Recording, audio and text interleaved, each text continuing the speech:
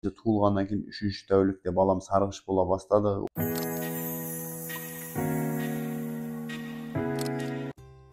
Құрметті аналар, біздің келесі пайдалы видеомыз, келесі пайдалы контентіміз балалардағы жаңа туған нәрестелердегі сарғыштыққа арналады. Яғни балалардағы жылтуха деп жатамыз, жылтушность деп жатамыз. Билирубин жоғары болады, билирубин түспей жатыр, прямой билирубин жоғарылап кетті, баланың көзі сарғайып кетті, денесі сап-сары болып кетті.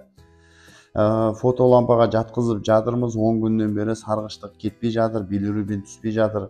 Бала әлсіз емеді, туылғалы сарғайды, немесе туылғаннан кейін 3-ші тәулікте балам сарғыш бола бастады, осыны байқадым деген секілді сұрақтармен аналар көп келіп жатады.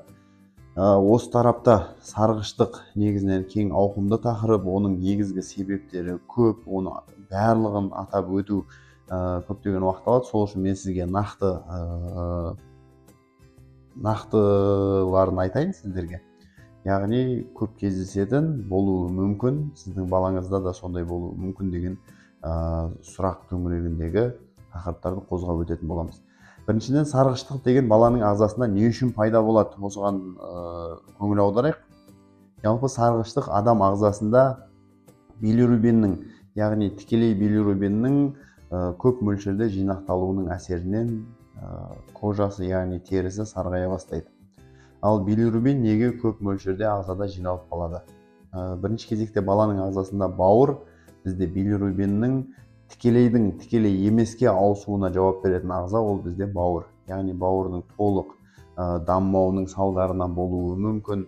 Бала мерзімінен ерте босанса, яғни недоношенный балаларда бауыры толық қалыптаспауына байланысты тікелей билирубинді тікелей емес билирубинге айналдыра алмай жатады. Бұл бірінші белгісі. Екінші белгісі өт жолдарының дұрыс емес болуы, яғни атрезия болуы, немесе өт жолының қисаюы, өттің дұрыс тамбауы да билирубиннің тікелейден тікелей емеске ауысуына ықпалын тигізеді.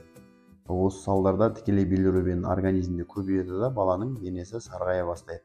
Ал үшінші атап өтетін көп кездесетін нәрсе ол жатыр ішілік инфекция деп жатамыз. Цитомегаловирусная инфекция, вирус Эпштейна бара, яғни бала анасының құрсағында кезде осы вирустарды жұқтыру арқылы туылғаннан кейін 3-4 тәуліктерде сарғаяды, және 2-3 айлық мерзіміне дейін сарғыштық ағзадан кетпеуі мүмкін. Өйткені цитомегаловирусты инфекцияның негізгі зақымдайтын ағзасы, органы ол бауыр болып табылады. Яғни бауырдың гепатоциттерінің, яғни жасушаларының структурасын бұзу арқылы бауырдың қызметінің жеткіліксіздігіне алып келеді.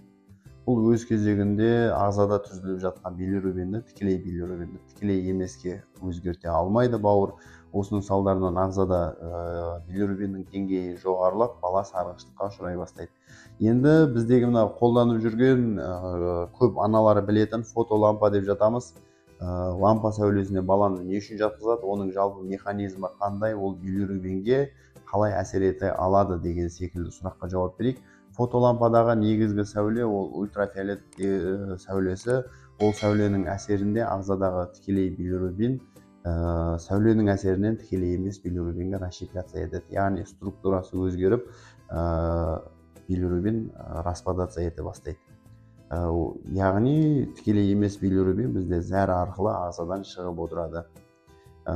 Не үшін лампа қойдық, бірақ сарғыштығы кетпей жатыр деген сұраққа келетін болсақ, кейбір жағдайларда жаңағы бауырдың дұрыс дамымауына байланысты, тікелей билирубиннің мөлшері өте көп болуына байланысты, яғни 180 немесе 200 одан да жоғары көрсеткіште көрсетіп тұратын болса, фотолампаның шамасы жетпей жатады ол билирубинді расщеплять етуге. Сол үшін өз кезегінде баланың сарғыштығы ұзақ мерзімге шейін кетпеуі мүмкін.